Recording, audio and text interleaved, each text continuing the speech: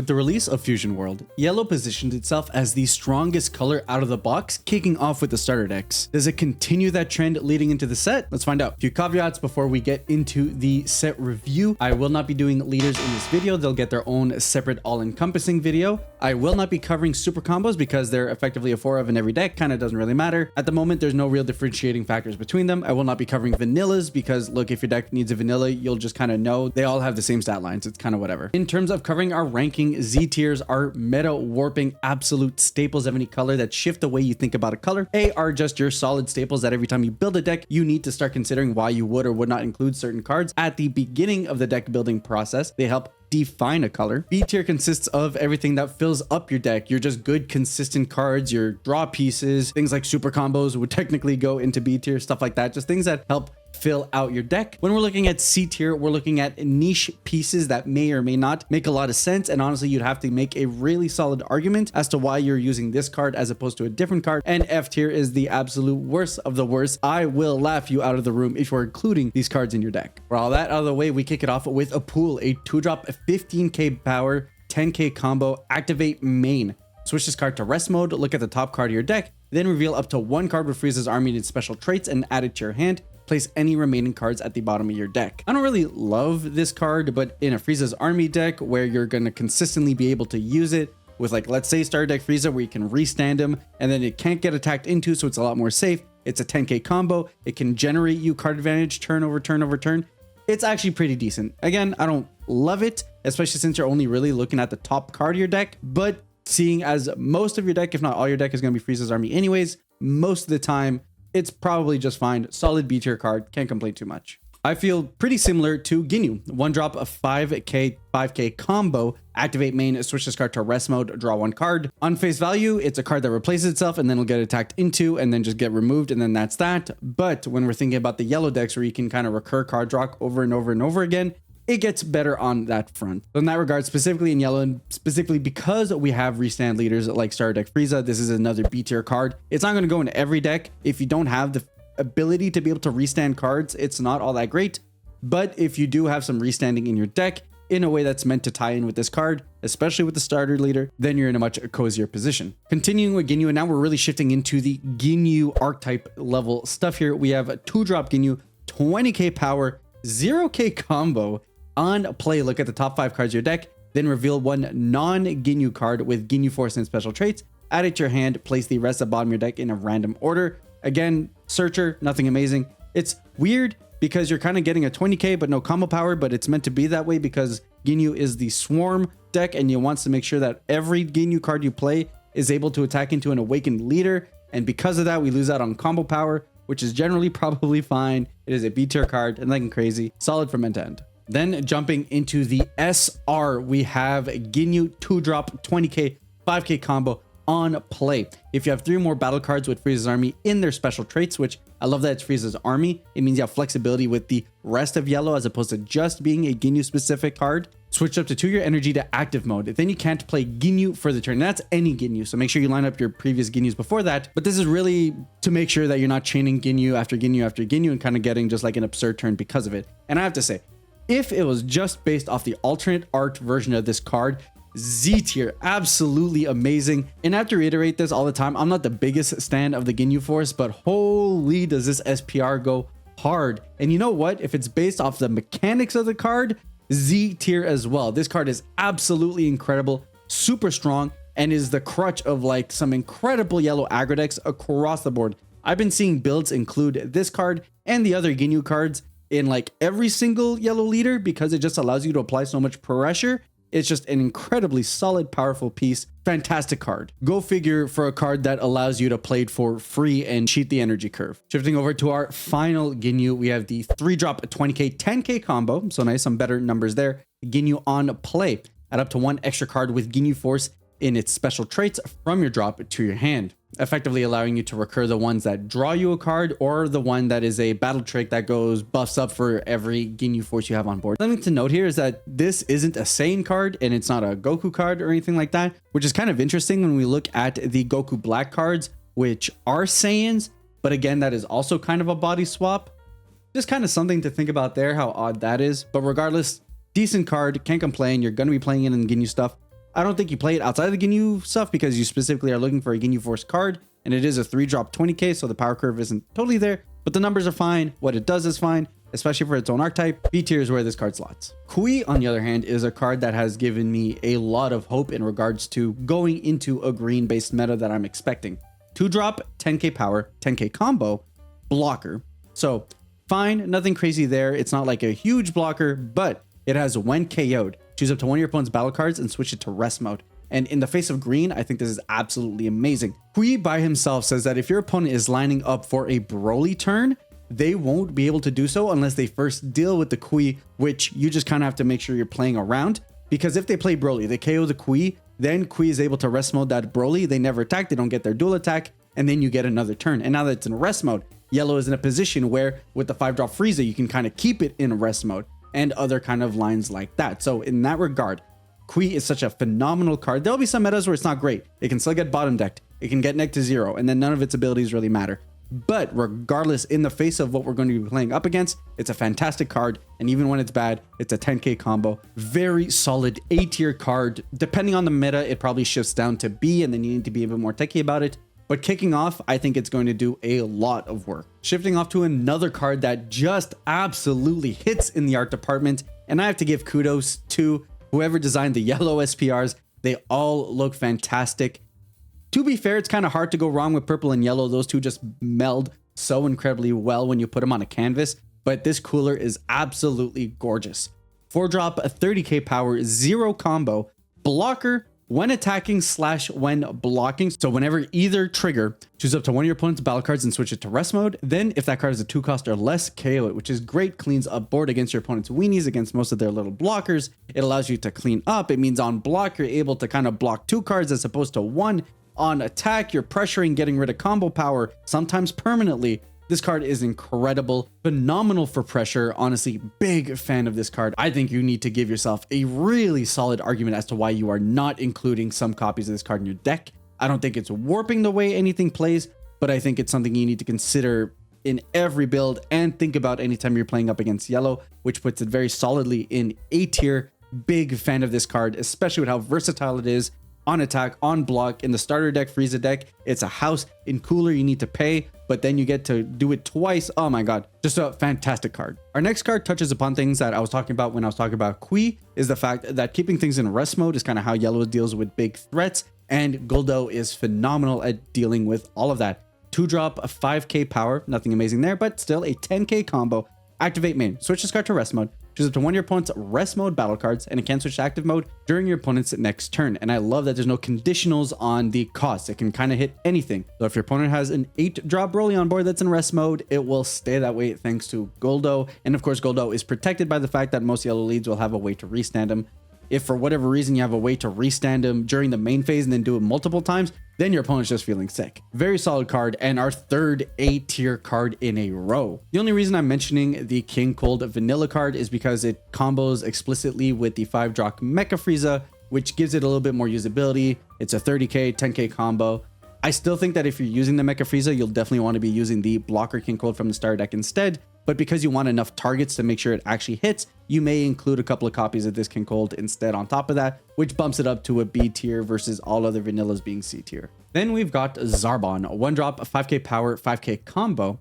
On play, look at the top 5 cards of your deck, then reveal up to 1 card that includes Frieza in its card name and add it to your hand. Place the rest at the bottom of your deck in a random order. I will say the beta had this card glitched, in my opinion. It was a bug. It's supposed to be able to grab you Mecha Frieza and Golden Frieza and any Frieza because they all include Frieza in their name. So it is supposed to work that way and should work that way IRL. Again, searchers are not something that I rate incredibly highly. They're good consistency pieces. They fill out your deck to make sure that you're able to deploy your game plan. B tier, not much to say about it. Continuing the trend of cards that there's not much to say about, Salza is a 2-drop 15k crit body 10k combo. The numbers are nice, the stats are nice.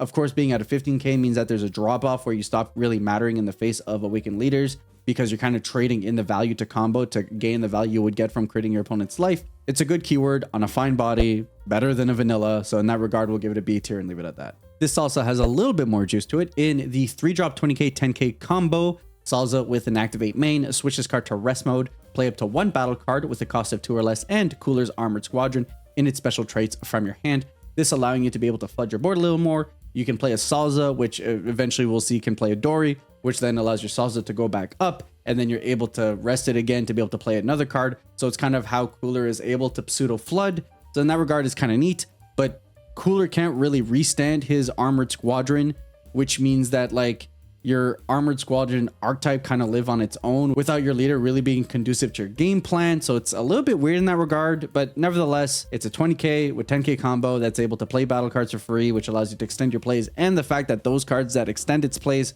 also exist in the same archetype. I'll give it a B, but it's a soft B. I'm almost at a point where you give a C because I don't like the Armored Squadron archetype in general, but it's fine. Looking into more Ginyu stuff, we have Jice, the 1-drop 15k with a 5k combo permanent during your turn. If you have a total of 3 or more cards with Ginyu Force in their special traits among your leader and battle cards, this card gets 5k power, so it's a 1-drop 20k, which is good. And of course, it really aids in the fact that Ginyu wants multiple Ginyu Forces on the board, and you really do kind of just need to flood that special trait. So specific to the Ginyu deck, it is a B tier card. Solid enough inclusion, especially when you start to consider that a lot of yellow decks across the board are kind of teching in Ginyu packages. It gets a little bit more usage on that front. Then we've got Sui, a 3-drop 20k with 5k combo, critical, permanent opponent's turn. This card gets 10k power, pushing it to be a 30k on your opponent's turn, making it really annoying to remove, honestly. It's just an annoying attacker. It can attack awakened leads without any combo necessary. It has crit. It's very annoying, actually. The fact that it's a 3 cost means that most of Blue's 2-drop hits don't really touch it. So you need to look onto the higher end level of removal to get rid of it.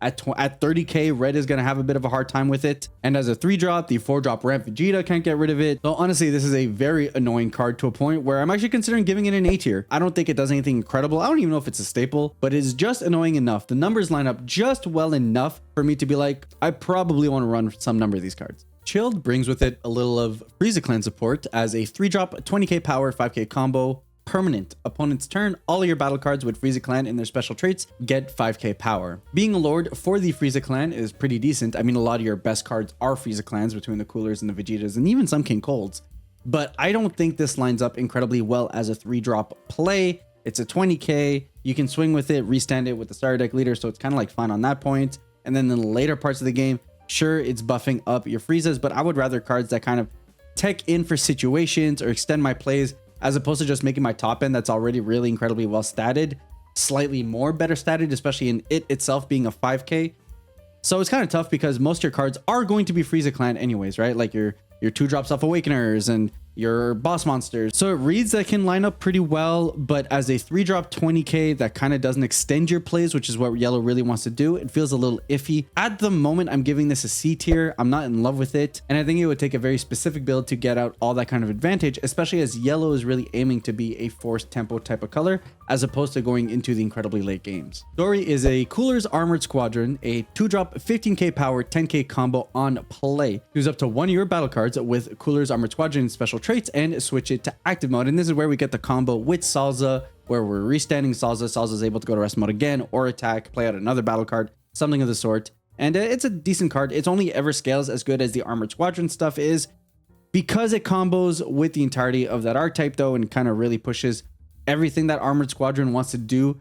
It's kind of the central piece to a lot of that. So I'll go ahead and give it a B tier. I think I could give the entirety of the Armored Squadron C tier, and that's something to keep in mind as we go into the meta and see how much space up those cards really take. But I'll give it the benefit of the doubt and say for now, B is probably fine. Next up, we jump into Dodoria, which is a 1-drop 10k power 10k combo with a permanent.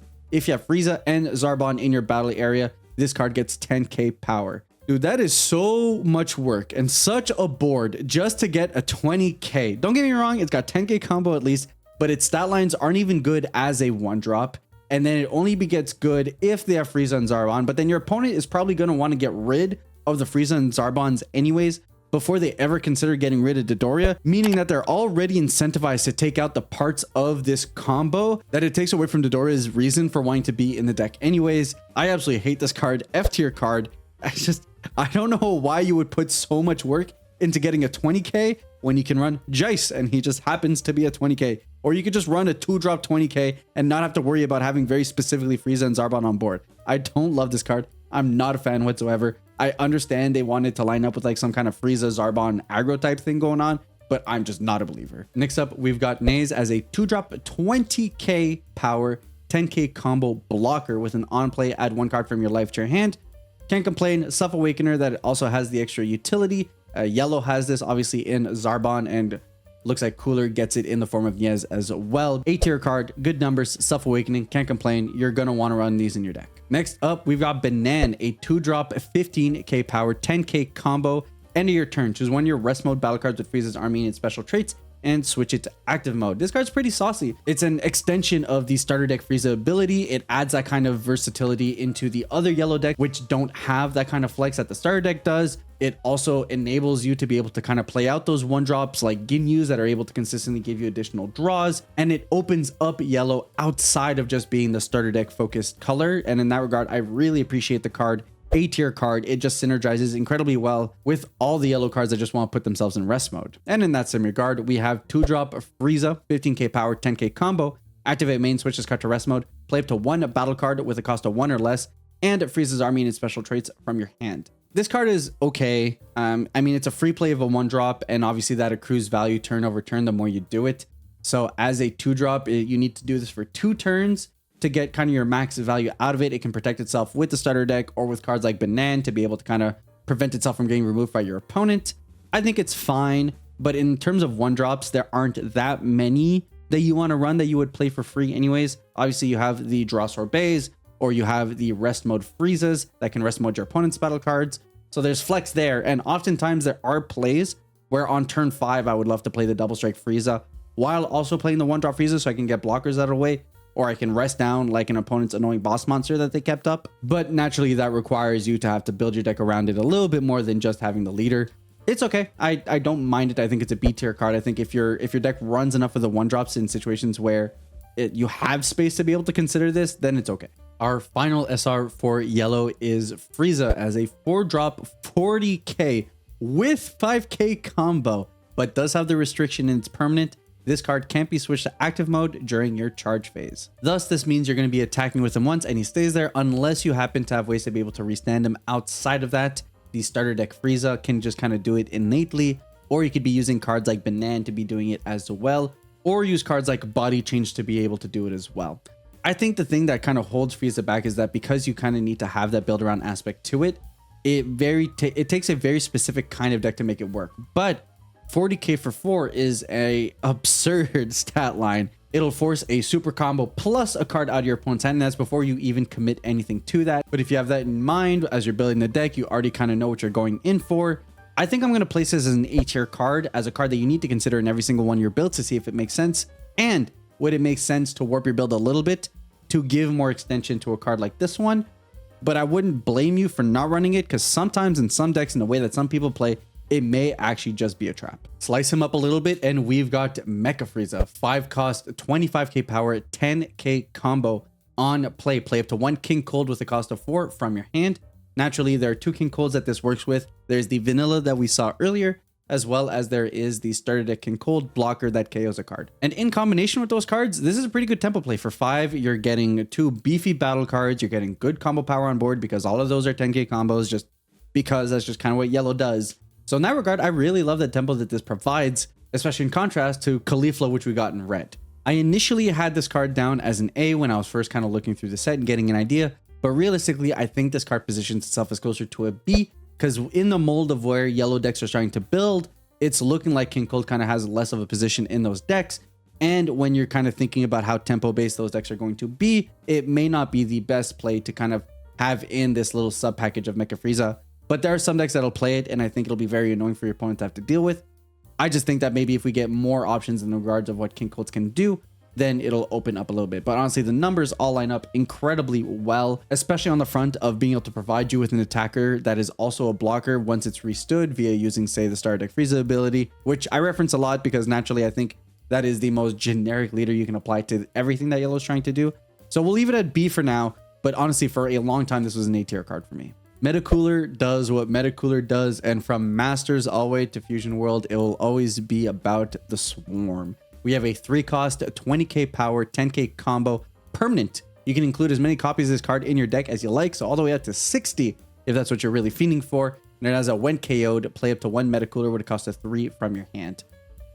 this is fun. It is a lot of fun. I love the notion of being able to swarm the deck, swarm the board. Between being a 3 cost, having 0 additional support, and only ever getting the ability when it's KO'd, which means your opponent needs to attack into it, which they're not going to bother doing because then you just get to play another free battle card. And of course, nothing happens if they neg it or bottom deck it or bounce it back to hand.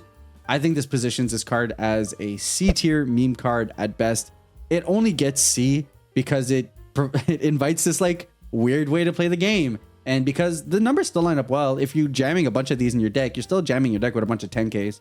That's not the worst. It's just the fact that they don't really do anything. You guys are 100% going to catch me play some decks that revolve around playing a meta cooler for sure. So if you guys want to see me do that when the client launches, the subscribe button's down in the bottom. But I don't know. I just think at the moment, I can't give it any better in this. I want to. Odds are eventually you'll get some support.